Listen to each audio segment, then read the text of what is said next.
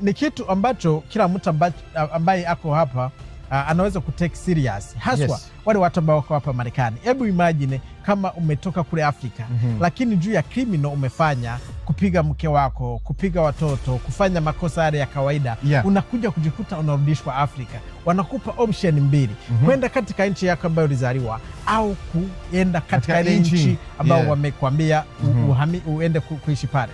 Na kitu kingine, kuna watu ambao hawana choice. Wengine hawana choice. Hiyo choice wanaikupa wakati wanajua exactly ni nchi gani itokea.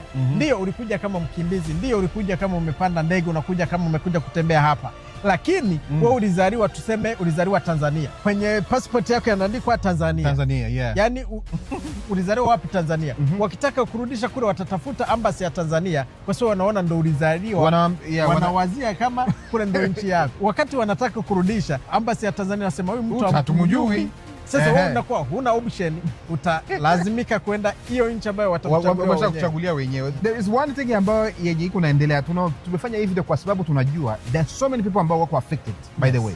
Na inaweza kuwa kwamba sasa hivi hauko katika fasi ambao wanaweza kuchukua, lakini kesho unaweza kuwa kuna criminal wanakubana. Wakishakubana tayari wanasema tuko na nchi Afrika ambayo tayari ambayo iko ina accept watu directly unaenda.